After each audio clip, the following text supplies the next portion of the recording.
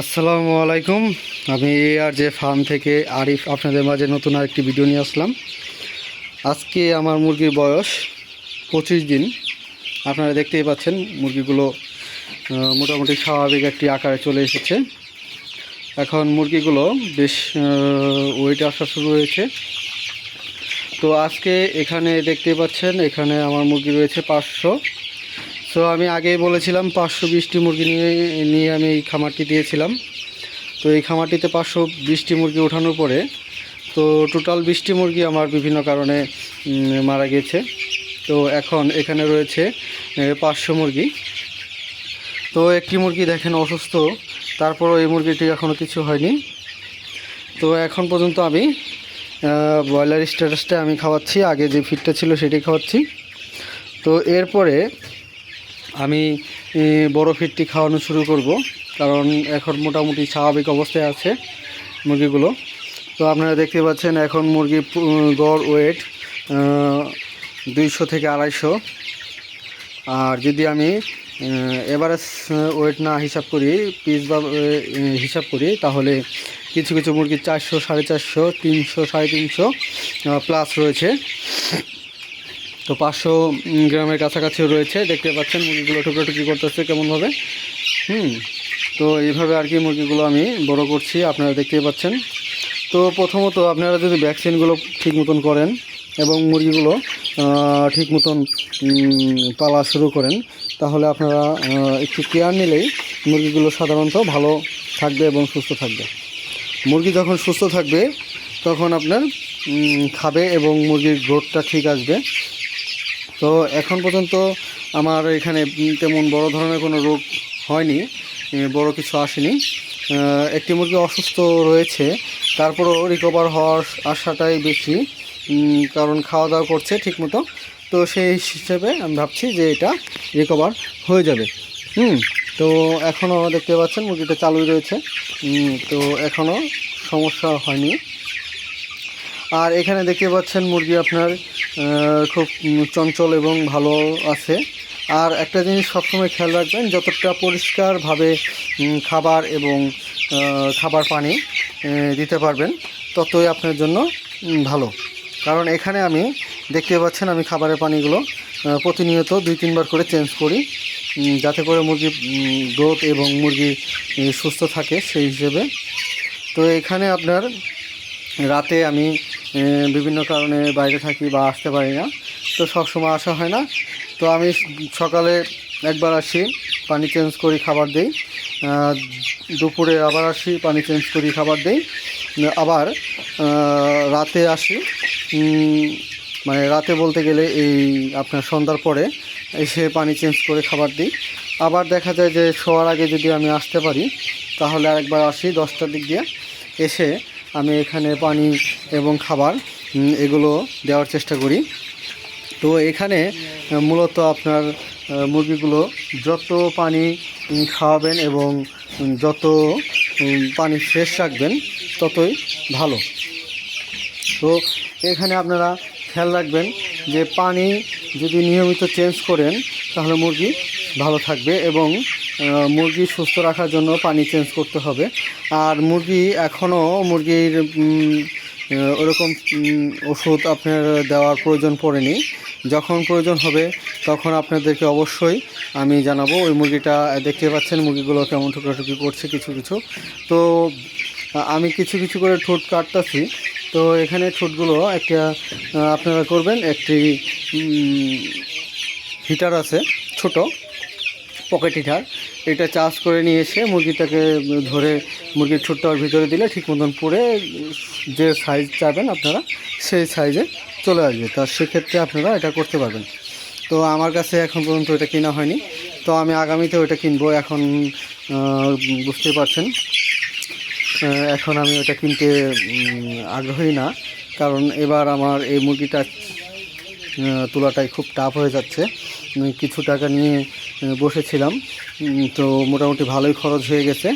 তো এখন পর্যন্ত আমার টোটাল এই খাবারের বস্তা 5টি শেষ এবং 6 নাম্বারটা চলতেছে।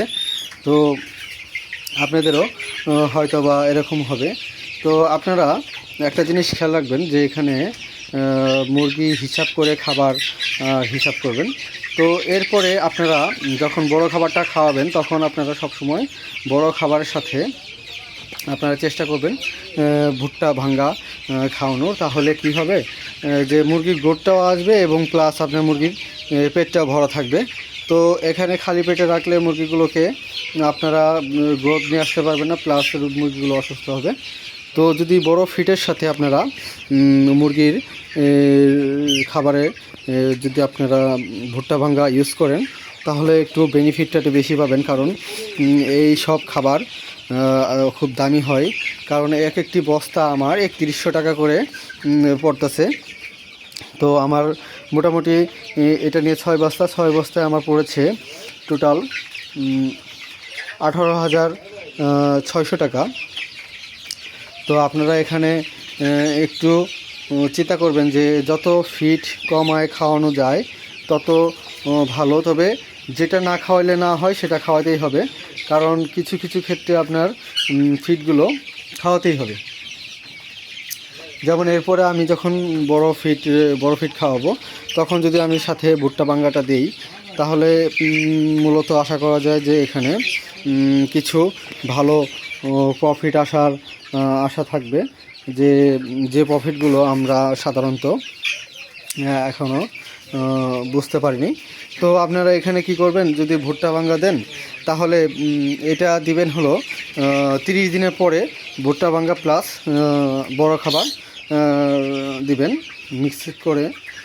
যেমন 1 বস্তা ভুট্টার সাথে 1 বস্তা খাবারের সাথে আপনারা 4 বস্তা ভুট্টা মিশাতে পারেন, বা অতিরিক্ত যদি না খাওয়ান ভুট্টাটা যদি আপনি করেন তাহলে 1 বস্তা খাবারের সাথে 2 বস্তা ভুট্টা অবশ্যই মিশাতে পারবেন।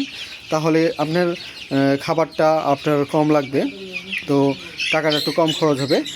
2 মণ ভুট্টার দাম হলো আপনার পড়বে হলো 3200 টাকা, এবং 1 বস্তা ফিটের দাম পড়বে হলো আপনার 3100 টাকা। যখন নারিশটা খাওয়ালে তাহলে আপনার ভুট্টার সাথে নারিশ খাওয়ালে তাহলে আপনার সমস্যা হবে না। আর যদি সোনালি খাওয়ান তাহলে সোনালির সাথে আপনার ভুট্টা ভাঙ্গাটা না খাওয়ানো বেটার। আর মনে করি সোনালি না খাওয়াটাই আপনাদের কাছে উত্তম, কারণ প্রথম যারা মুরগি উঠাবেন তারা মোটামুটি ভালো ইনভেস্ট করবেন। তো সেই ইনভেস্টের ক্ষেত্রে আপনারা নারিশটাই আপনারা প্রথমত খাবারের মেনুতে রাখবেন। তার সাথে আপনারা যদিও ভুট্টা ভাঙ্গা রাখতে পারেন। তো এখানে আপনারা আরও কিছু জিনিস আপনারা মনে রাখবেন যে 30 দিনের পরে আমরা সাধারণত কিছু মেডিসিন ইউজ করি। তো আমরা এখন যদি একটা কথা বলি যে 30 দিন পরে যে মেডিসিনগুলো ইউজ করি সেই মেডিসিনগুলো যদি আমরা একটু কমায় ইউজ করার চেষ্টা করি তাহলে মুরগিগুলো একটু বেটার থাকবে, এবং এই মুরগিগুলো আপনার যারা খাবে তাদের রোগটা একটু কম হবে। কারণ যত মেডিসিন দিবেন তত পাবলিক বা জনগণের স্বাস্থ্যের জন্য ক্ষতিকর। তো আপনারা চেষ্টা করবেন যে মেডিসিন কমিয়ে খাবার খাইয়ে বেশি লাভের দিকে না দেখিয়ে আপনারা একটু মানুষের কথা ভাববেন, কারণ মানুষ এই মুরগিগুলো খাবে, আপনিও খাবেন। তো সেক্ষেত্রে আপনিও অসুস্থ হতে পারেন। দেখতে পাচ্ছেন কেমন ঠুকরাঠুকি করছে এই মুরগি দুটো। তো এটা আসলে করবেই, সেক্ষেত্রে আপনারা ঠোঁট অবশ্যই কাটবেন। তো আমি আজকে হয়তো ঠোঁট কেটে দেবো, বাকি যেগুলো ঠোঁট কাটা হয়নি সেগুলো আজকে আমি কাটবো। তো এখানে আপনারা আরও কিছু জিনিস খেয়াল রাখবেন। মুরগির ঘরটা, এই যে দেখতে পাচ্ছেন মুরগির ঘরটা, এই ঘরটা আপনার সাধারণত চেষ্টা করবেন প্রথম যখন মুরগি তুলবেন তখন 5 দিনের দিন ভ্যাকসিন করার আগে, মানে 5 দিনের দিন বা 6 দিনের দিন, যেদিন 5 দিনের দিন ভ্যাকসিন করবেন সেদিন আপনারা চেষ্টা করবেন যাতে করে মুরগিগুলো আপনার ভ্যাকসিন করে ফ্রেশ জায়গায় বা ভ্যাকসিনের পরের দিন ফ্রেশ জায়গায় থাকতে পারে। সেই হিসাবে আপনারা প্রথম 5 দিন রাখবেন একটা জায়গায়, তারপরে সেখান থেকে ভ্যাকসিন করার পরে পরের দিন আপনারা জায়গাটা পরিষ্কার করে দিবেন, তাহলে আপনার এই জায়গাগুলো নোংরা থাকবে না এবং গ্যাস হবে না, মুরগিগুলো সুস্থ থাকবে। এবং 6 দিনে যদি পরিষ্কার করেন, তার থেকে আপনারা আবার 5 দিন থেকে 6 দিন পরে আবার পরিষ্কার করবেন, তাহলে ঘরটা নোংরা কম থাকবে এবং ভালো থাকবে। দেখতেই পাচ্ছেন আমি নিচে যে তুষ বা চিটা দিয়েছি, তো এগুলো আপনার এখনও কিছুই হয়নি, তো তেমন কিছু নয়। আজকে আমি পরিষ্কার করে দিয়েছি। তো আজকে মুরগির বয়স 25 দিন। তো আপনারা হিসাব করেন আমি এই পর্যন্ত কয়দিনে আমি পরিষ্কার করেছি। প্রথমে 6 দিনের দিন আমি এটা পরিষ্কার করে দিয়েছি, এবং তারপরে আমি পরিষ্কার করেছি 13 দিনের দিন। তো কারণ রোগবেলায় হতে পারে, 13 দিনের দিন আমি পরিষ্কার করে দিয়েছি। 12 দিনের দিন পারিনি, আমি বিভিন্ন কারণে আমি অসুস্থ ছিলাম। তো তারপরে আমি আবার ঠিক 19 দিনের দিন, 18 দিনের দিন আমি ভ্যাকসিন করেছি, এবং কি 19 দিনের দিন আমি এই মুরগিগুলোকে আমি সুন্দর করে আমি পরিষ্কার করে ঘরগুলো পরিষ্কার করে দিয়েছি, যাতে করে এই মুরগিগুলো আপনার ভালো থাকে, সুস্থ থাকে ভ্যাকসিনের পরের দিন। তো সবসময় মনে রাখবেন, ভ্যাকসিনের পরের দিন আপনারা ঘরগুলো পরিষ্কার করার চেষ্টা করবেন, যাতে করে মুরগিগুলো সুস্থ এবং সবল থাকে এবং রোগবেলায় কম থাকে ভিতরে। এবং আবার আমি আজকে 25 দিন আজকে পরিষ্কার করলাম, আর মাঝে আমি 22 দিনের দিন হালকা পরিষ্কার করে দিয়েছিলাম। সেটা পুরোপুরিভাবে পরিষ্কার করিনি, হালকা করে পরিষ্কার করেছিলাম। তো এগুলো যখন পরিষ্কার করা হয়েছে, তখন সেক্ষেত্রে আপনারা সবসময় খেয়াল রাখবেন যে কোথাও যেন ভিজা না থাকে, এবং কোথাও যেন কোনো রকম কিছু না থাকে। যখন পরিষ্কার করবেন তখন সবগুলো পরিষ্কার করার চেষ্টা করবেন। তো দেখতে পাচ্ছেন এগুলো কেমন ক্লিয়ার হয়ে রয়েছে, এগুলো অনেক নোংরা ছিল। তো আমি সব কিছু পরিষ্কার করে দিয়েছি, তো এখন আর কোনো সমস্যা নাই। তো আজকে 25 দিন মুরগির বয়স। তো আজকে মুরগিগুলো অনেক ভালো রয়েছে, কারণ মুরগির ঘরটা অনেক গন্ধ ছিল। তো এটা পরিষ্কার হওয়াতে তো মুরগিগুলো অনেক ফ্রেশ ফিল করছে। তো আপনারা এটা স্বাভাবিকভাবে খেয়াল রাখবেন, যাতে করে মুরগিগুলো খুব ভালো অবস্থায় থাকে, এবং মুরগিগুলো যেন যত্ন সহকারে বড় হয়। এবং কিছু কিছু মুরগি আপনার যদি সমস্যা হয়, সেগুলো মুরগিকে আপনারা নিজের হাতে নিয়ে একটু পানি বা একটু যদি খাবার কাছে দেন। যেমন এই মুরগিটাকে আমি দেখতেই পাচ্ছেন, এই মুরগিটা অনেক অসুস্থ। আমি এই মুরগির জন্য এই ছোটো ফিটের পাত্রটা আমি রাখছি, ছোট বাচ্চাদের যেটা ফিট, এটা এখন যেভাবে আমি খাবারগুলো দিয়েছি, এই খাবারগুলো এটা খাইতে পারছে না। সেক্ষেত্রে আমি এই খাবারগুলো এইটার জন্য আমি ছোট পাত্র দিয়েছি। তো এটা একটু অসুস্থ হওয়ার কারণে, তো এইভাবে অনেকগুলো মুরগি অসুস্থ থাকে। তা সেগুলোর জন্য আপনারা যতটা পারবেন একটু যত্ন নেবেন। এবং এখানে মুরগিগুলো আমি 35 দিনের মাথায় একটি মেডিসিন দেব, সেটি হলো আপনার এখানে আমি এদেরকে আমি জিঙ্ক যেটা বলে সেটা খাওয়াবো, যেটা খাওয়ালে আপনার ওদের পাকগুলো বড় হবে। পাক বলতে গেলে যে আমরা সাধারণত গ্রাম অঞ্চলে ফোর বা পালক বলি, সেগুলো আপনার বড় হবে, এবং সেগুলো বড় হলে মুরগিটা বড় দেখাবে, কারণ সেগুলো বড় না হলে মুরগিটা বড় দেখাবে না। তো এই জিনটা আমাদের 35 দিনের দিন আমি খাওয়ানো শুরু করব। তো এখন এভারেজ আরেকটি জিনিস, এখানে রয়েছে 500 মুরগি। তো আপনারা দেখতে পাচ্ছেন মুরগির সাইজ কেমন হয়েছে। তো মাশাআল্লাহ ভালো সাইজ এসেছে আমার মুরগির। তো আপনারাও আর একটি জিনিস, যখন মুরগি আপনারা উঠাবেন, তখন আপনাদের নিকটবর্তী যে পশু ডাক্তার বা পশু হাসপাতাল রয়েছে সরকারি, সেখানে আপনারা খোঁজ নেবেন যে ওইখান থেকে কোনো কিছু পরামর্শ বা কিছু পাওয়া যায় কিনা না, যেটার মাধ্যমে আপনার মুরগিগুলো আপনারা একটু ভালো কিছু আশা করতে পারবেন। যেমন এমন কিছু পরামর্শ তারা দিতে পারে যেখান থেকে আপনার লাভ হতে পারে বেশি। তো তারা মূলত ভালোই পরামর্শ দেয়, যেমন আমাকে মোটামুটি ভালো পরামর্শ দিয়েছিল। তো আমি এখন দেখতে পাচ্ছেন যে অবস্থাতে রয়েছি, মোটামুটি ভালো কিছু পরামর্শের জন্যে আমার এখন মোটামুটি মুরগির ওয়েটটা ভালো রয়েছে। আমি কিছু ডাক্তারের সাথে সাজেশন নিয়েছিলাম। তো আমাদের এখানে ডাক্তার রয়েছিল আপনার যে ডাক্তার রয়েছিল সেই ডাক্তারের কাছে আমি পরামর্শ নিয়েছি, এবং আমার এক বড় ভাই তার মাধ্যমে আমি কিছু পরামর্শ নিয়েছিলাম আমাদের এই এই জায়গায় ভালো পশু ডাক্তারের কাছ থেকে।